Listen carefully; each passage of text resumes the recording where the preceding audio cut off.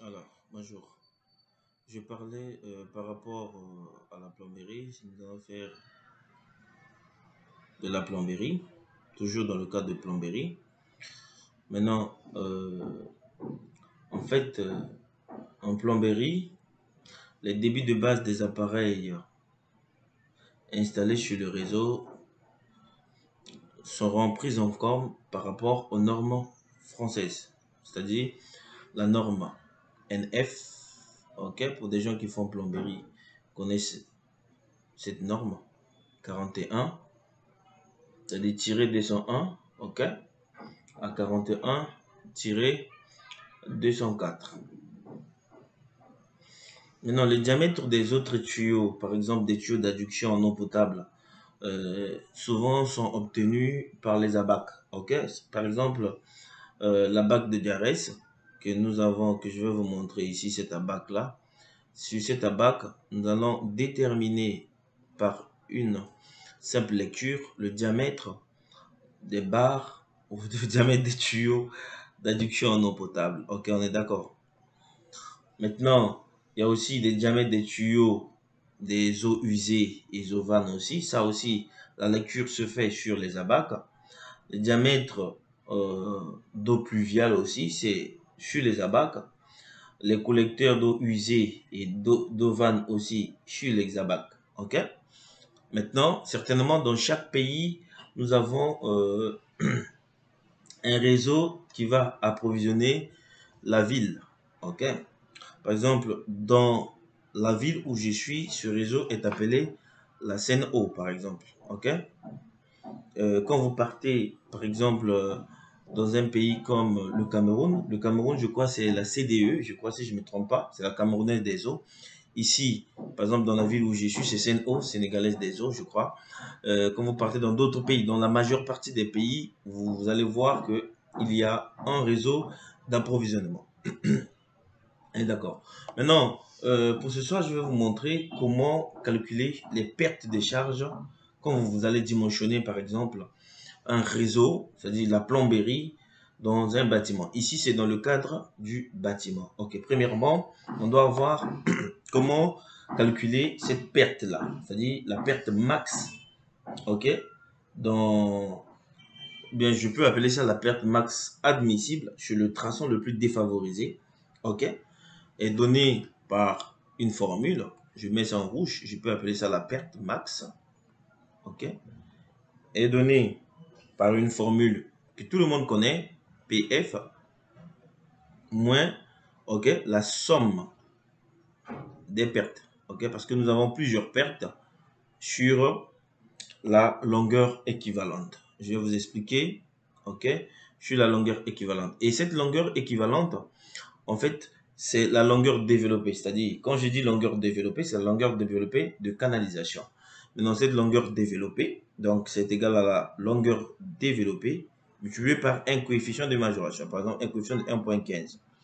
Si par exemple, vous prenez par exemple une longueur développée d'une canalisation, exemple de 100 mètres de long, donc je vais multiplier ça par notre coefficient de 1,15, ça va nous donner 115 mètres. Ok? Il faut toujours ajouter. Partout où vous travaillez, que ce soit en génie civil, que ce soit le lot technique ou quoi, il faut toujours ajouter des coefficients de majoration. Ok? Maintenant, nous avons euh, notre pression fournie par la CNO, le PF par exemple.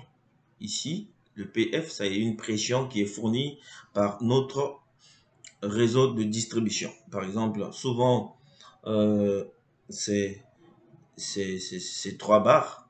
Ok. Par exemple, on a 3 barres. Ok. Maintenant, on peut, bon, déjà, vous devez savoir que les unités de pression, on peut avoir les bars, on peut avoir les pascals, on peut avoir les mètres de colonne d'eau. Par exemple, si on met ça en mètres de colonne d'eau, parce que 10 mètres de colonne d'eau égale à 1 bar. Donc, du coup, on aura 30 ici. Là, 30 MCE. Pour des gens qui font plomberie connaissent cette unité de pression. Bien, la somme des pertes ici que nous avons, ok? La somme des pertes ici, premièrement, nous avons, désolé, nous avons ce qu'on appelle par des pertes dues au compteur. Vous savez qu'il y a toujours des pertes dues au compteur que nous, on peut appeler les PC. OK? On a les pertes dues au compteur. On a aussi les pressions, c'est-à-dire quand on a une pression à la sortie du robinet, ok? Donc on prend une pression à la sortie du robinet le plus exposé. On appelle précisément, on appelle ça une pression due au dénivellement, c'est-à-dire la pression due au dénivellement, c'est une pression qui est due à la sortie du robinet le plus exposé. C'est-à-dire souvent, hein, quand les hommes politiques ils viennent pour essayer de nous embrouiller là, souvent c'est ça qu'ils utilisent pour dire que non, ils ont ramené l'eau. C'était juste une parenthèse. Voilà. Maintenant, cette pression due au dénivellement, donc on appelle ça P dénivellement, ok, plus la pression au robinet le plus défavorable du réseau, c'est-à-dire la pression résiduelle, ok, la pression résiduelle. Maintenant, pour votre information, cette pression résiduelle par rapport aux ABAC, souvent il est compris entre 1,5 et 3 bars. Ok? Pourquoi? C'est suivant juste les équipements sanitaires. Par rapport aux équipements sanitaires, on nous propose une pression allant de 1,5 à 3 bars. Ok? Pour cette pression résiduelle. Maintenant, par exemple, dans notre cas, si on prend par exemple 2 bars pour la pression résiduelle, donc 20 mètres de colonne d'eau, ok. Maintenant, on a besoin de cette pression. Ici, par exemple, on va prendre 5 mètres par colonne d'eau, ok. La pression due au dénivellement. Cette pression due au dénivellement doit être calculée. Comment calculer cette pression due au dénivellement? En fait, la pression due au dénivellement, ok, je vais vous montrer. Se calcule, puisque le dénivellement, par exemple, on doit avoir, par exemple, sur ce projet, je prends par exemple un bâtiment de 5 étages, par exemple, avec un sous-sol. Voilà, je prends un exemple très très simple. Ok. Ça, c'est les semelles. Ça, c'est la limite du sous-sol. Par exemple, le sous-sol se trouve, par exemple, à moins 3,20 m. Ok. Ça, c'est le rez-de-chaussée qui se trouve, par exemple, à 3,50 m par rapport au terrain naturel. Donc, ça, c'est le niveau 0,0, 3,50 m. Et les autres étages, par exemple, je peux dire hauteur sous plancher 2,80 m. Donc du coup ici on a 2,80 m, ici on a 2,80 m, ici on a 2,80 m, ici on a 2,80 m par exemple, ici rez-de-chaussée, E1, E2, E3, E4 et ensuite E5. Très bien.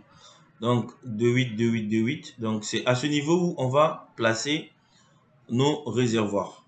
Ok, donc du coup, je vais dire ici, j'ai 3,20 m plus 3,50 m plus 2,8 m plus 2,8 m plus 2,8 m plus 2,8 m plus 2,8 m.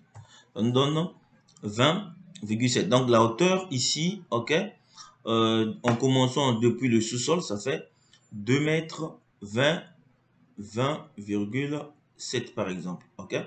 Maintenant, si on demande de calculer cette pression due au dénivelé, c'est-à-dire due à cette dénivelé là, donc c'est égal à ρ multiplié par G multiplié. Toute cette formule est obtenue, ça on l'a fait depuis l'école, ok, depuis l'école primaire, je crois primaire ou collège comme ça. La pression due au dénivelé, c'est G, ok, ρ de l'eau c'est 1000, ok, ça on le sait. Ρ de l'eau c'est 1000 kg par mètre cube. Donc l'unité c'est kg par mètre cube. Et cette pesanteur G, on appelle ça la pesanteur. Souvent c'est 9,81 newton par kilogramme. Maintenant on avait l'habitude de diminuer, vous pouvez arrondir à 10 newtons par kilogramme. Maintenant on a la hauteur H que je dis c'est 20,7 mètres. Ok, voilà ce qu'on a calculé rapidement. Ici c'est mètres cubes. Donc du coup la pression due au dénivelé, cette pression due au dénivelé sera égale à 1000 ok, multiplié par 9,81, multiplié par 20,7. Donc, ici, on a 20,7 multiplié par 9,81 multiplié par 1000. Ok, ça nous donne 203,067. 203,067. Désolé, Pascal. Ok, donc on va mettre ça en mètres par colonne d'eau. Donc, du coup, je vais déplacer la virgule ici. Voilà, donc ça nous fait 20,3 MCE. Ok, très bien. Maintenant, puisque nous avons toutes les informations, nous calculons rapidement notre perte maximale. Ok, pour cette perte maximale, ok, nous avons dit que c'est égal à PF moins la somme des pertes sur LE qui est la longueur équivalente. Maintenant, on a notre PF qui est égal à 30, ok, moins la somme des pertes, moins la somme des pertes. Premier, c'était le premier, c'était 5. PC, c'était, on avait 5 plus. Ce qu'on vient de calculer, on a trouvé combien? Oh, je viens de lever. On a trouvé 20,3 plus 20,3 plus 20 parce qu'on a dit de prendre la pression résiduelle à 20. Ok? Donc, sur 115. Bien. Donc, rapidement, je calcule ce qui est à l'intérieur. Donc, j'ai 5, 25,3 plus 20. Ok? Égal à 45,3. Donc, 30 moins 45,3, ça nous donne 15 moins 15,3 divisé par 115. Ok, ça nous donne moins 0,133. Donc la pression, la perte, ok, max ici, c'est égal à moins 0,13. Moins 0,13. Ok, nous avons une pression de moins 0,13. Ok, maintenant, puisque la pression est obtenue et la pression nous a donné une valeur négative, ce qu'il faut faire, c'est quoi? Quelle est la solution qu'il faut apporter pour gérer cette distribution d'eau? La solution qu'on doit apporter, c'est juste que nous devons installer un suppresseur permettant d'augmenter la pression de l'eau dans le bâtiment. Quant à moi, je vous dis salut et à très bientôt.